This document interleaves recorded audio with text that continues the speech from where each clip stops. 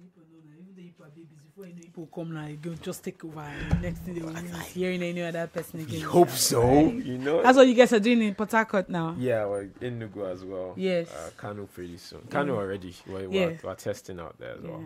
So wow. That's good. Some good times, I guess. Good times. Are you ready? Yes, I'm good. All right, let's go. Good. Soundcity Radio 96.3. What's up, ABJ? Special guest in the building, the Okiemute. So we don't make any mistakes. How are you doing? I'm fine. I like the way you said the Okiemute. Yeah, that's all your social handles now. Yes. Very good to have you here. Thank you. I like that you're a very bright person. You have a big smile everywhere you go. Thank you. Do you ever get mad at anything? Yes, I do. Nah. But it doesn't really take like how many seconds and I'm out of it already. Like it doesn't really take time. I just I just snap away from it. That's dope. So I want to do an Okiemute 101 because you and I, we've never met and we've never spoken. So it's a pleasure to meet you. Thank you. I knew about you back in 2016 where you were on the singing competition. Yes. You did well. Thank you. Because you won. Pretty much. Yes. But let's rewind back in time. When did this music thing start for you? Music for me has always been with me. Actually, I think it started as a child. Let's say when I was 7, because I think that time I can remember. Yeah. I think I can remember then. I think when I was 7, my elder sister would always like get every child in the environment, every child in the hood, and she always make me the lead singer, like, you know, and she compose songs and we get to sing it and we get to dance to it and we get to do like kingdom dances to it and all that. So yeah, I can remember that, and it was really exciting because when I get to sing, like everybody's always smiling, like, oh, look at that little girl, she's singing, oh my god, and I'm like, oh, okay, they're having fun. So I'm having fun. So you always like the attention? Yeah. Oh my goodness, I've always loved. In fact, I think the attention made me sing more. Oh. Right, yeah. Like the fact that I know that you will be happy when I sing, so I'm like, hey, let me sing for you. Let me sing for you. Wow. Yeah, so yeah. Where did you grow up? I grew up in Delta State, DSC to be precise. That's dope. the Delta Steel Company Limited to be precise. All right, dope. So I know you entered that singing competition to get better, to let the world see and appreciate your talents. Yes. And you pulled that off because, like I just said, you won the whole damn thing. Yes. I just want to know, though, what was the first thing you did when you got your 5 million naira check? What was the first thing I did? Actually, do you know, they didn't even tell me that, you know, I actually went out for, I went to, apart from the winnings was to go to South Africa. Yeah. That was supported by Praise. Okay. One of the judges. So, I was going to South Africa and I didn't know that part of what I had with me was like my winnings. So I guess I don't know how I would say it, like, I don't know how I would say, like, what was the first thing you did? Come on, I didn't know.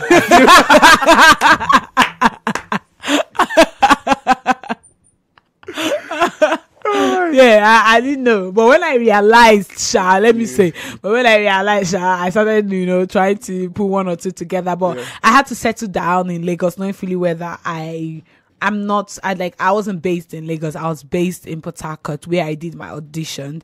So I had to like get myself settled into Lagos, you know. Yeah, you're a girl now. You have to try to keep up with many things, and I had like some family stuff to sort and some people to, you know, it's just all around, you know, but I just had to fit into Lagos, you know. How has that been settling into Lagos and that scene? Woo! It's been good. It's been interesting, educative, challenging also. Yeah. Do you like that? I mean, you were in Port Harcourt. Yes. That's also a very vibrant entertainment town, right? Yes, true. Did you like that you had to move all your things to Lagos just to thrive? Well, I've always wanted to move to Lagos, even before I went for Project Fame. So Project Fame was just like God just dropping me with soft touch into Lagos, you know. Nice. You know. So I've always wanted to be in Lagos, you know. I've always I think when I was in my university, my first year in university, in fact, no, before I entered university, because I did I did what they call like a basic kind of thing. Okay. You know, during that period, I was always going to Lagos. I had the time where I went to Lagos. I had a set of girls that said they wanted another girl in their group. I had to go. I had a time whereby I had to come down to Lagos to do some recording in Festac. You know, I got to meet some producers like Jay Sleeks. I had the time whereby I came down to Lagos and there was some guy that came back from the UK and wanted to sign an artist, and they called me in, and I went to the studio I was always moving around. I was always in Lagos. Finally, you know, I felt like I was in Port Harcourt, but I was always in Lagos. And at the point, some of my friends were like, Okiemute, she has quit school. You know, but yeah, I've always wanted to be in Lagos. So Project Fame was just a soft touch for me. What did you study? I studied linguistics and communication studies. Yes. You always like this lane of talking, put yourself out there. That's nice. Yes. What was the biggest takeaway from that experience in the singing competition? One of the biggest was the fact that you should know that it's not all about winning. You know, it's all about what you do with what you after you win. You know, because a lot of people don't feel, oh, you won. Okay, that is it. You're supposed to just come out and blow. No, it doesn't. It takes more than that. It takes more than that. It takes more of you letting them know that, okay, I'm done from the singing competition, and this is me. This is what I am all about, and this is what I'm about to offer you guys. You know, so it takes more than that. It's a good thing you brought that up, because I was going to ask that, you know, you're part of an elite group of winners of that sort of singing competition. Yes. But not a lot of winners are apparently as commercially successful as one would expect. So Yes. how are you moving different to get a different outcome, if you like? Well, I try not to feel entitled to anything. Yeah, I try not to feel entitled to anything, because I feel like you're just like every regular person coming out to strive in the music industry. You're like every other person that wants to, you know, break through into the music industry. So I try not to feel entitled. You know, I've always been that kind of person, even before the music industry. I always try not to feel entitled to anything. I feel like I should work hard to get what it is that I should get. You understand? So what I do is I just basically work hard. I work hard. I put myself out there. I put out a positive vibe. I walk. There's a slang that I have. The slang is "we dey walk." We dey walk. Yeah, we dey Hashtag. walk. Yeah, hashtag we dey walk. WDW. Now listen, your stage presence is something, because I remember the finale. Because I watched that 2016, you performed Fino's Father. Yes. Fall down the stage. And this is 2018 now, and I've seen clips of you performing in some places. How do you do it? I guess I just enjoy myself. Like I tell people, I say I don't party, yeah. I'm really not that type of person that actually party. People see me, like if you see me on stage or you see me someplace, you feel like, oh, this girl like to party. She likes to, you know. I'm not really a party kind of person, but I party when I'm on stage. That is when I have my fun, actually. Like when I would say, oh, do you have fun? I'm like, yeah. So how do you have fun on stage? Yeah. So I have fun on stage. I try to have fun on stage. I try to portray my energy to people, you know, because I feel music is all about communication. If you're singing or you're performing on stage and people can't really feel you, that means you're not communicating. You know, that's one of the things I learned with communication linguistics and communication. There you go, studies. showing off. So you have to communicate either ways. Either you're using your body language to communicate, or you're using your song to communicate, or you're using both your song and your body language to communicate to people. At least they should be able to feel, and there should be this synergy between you and the audience. So I always like to have that feel. I basically have fun. I have fun. I tell people there's no need to start thinking of how the thing want to be or how this one want to be. It's too much stress. Just have fun. Just have fun. Just have fun on stage. That is great advice, honestly. Because I've seen you do it, and I absolutely like it as well. Right? You got a new song out. It's called African Wonder. Yeah. It's about what? African It's a Wonder. month or two old. How's that going? African Wonder is really going great. It's going great. Positive review. People love the song. I love the song. Of course.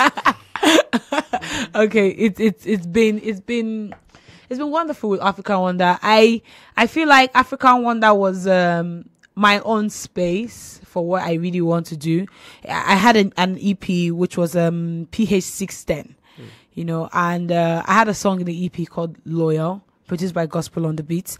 And that was one of the songs also that I felt that was my space also. I'm an Afro person. I love Afro mix. I call it Afro mix because people like Afro pop, but I call it Afro mix. It's like everything mixed up with Afro, anything. I can do R&B now, and I decided to put an Afro bit or Afro something in it. So, I felt like that's my space. That's what I love doing. I believe that if something you love, you put so much into it. So I love African Wonder. I love the song. I love the lyrics. I guess a lot of people love the song. So you made an interesting position. You made an interesting statement about it being your space, your zone. Yes. So you've been doing stuff that you weren't quite comfortable with before? Not really.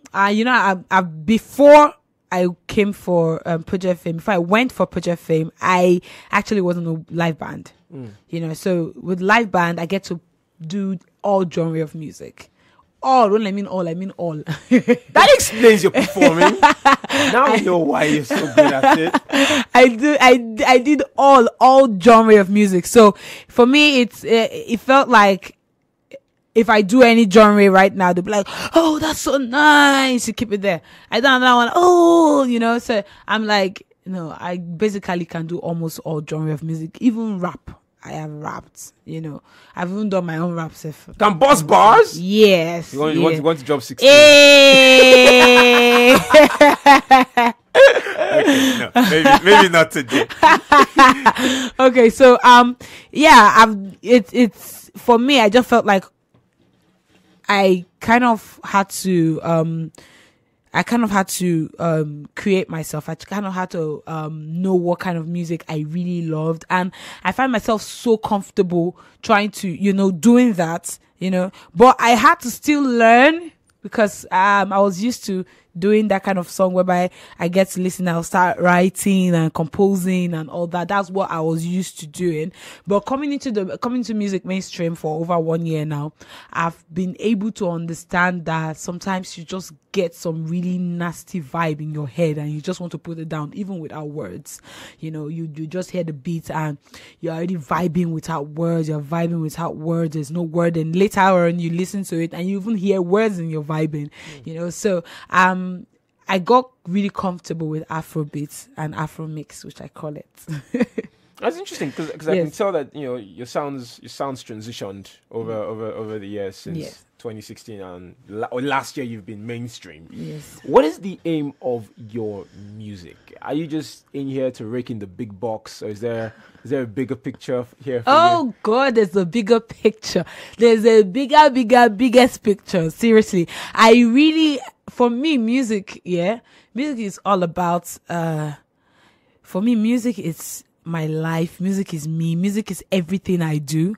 And I hope to accomplish more than what I have with music. I hope to be that kind of person whereby, okay, let me give an example. When I was in secondary school, I was a prefect in secondary school. I really made a lot of impact, which I know I did because I was a social prefect. I did a lot of, organizing a lot of events and all that, And there was a time I left school. And when I left school, actually, when I graduated, I came back 2 years later to get some stuff, like maybe your certificate. Your clearance, yeah. So I went back 2 years later and, I was standing beside some students, like they were junior students and all. And I could hear them say, "Oh my God, look at that's Okiemute.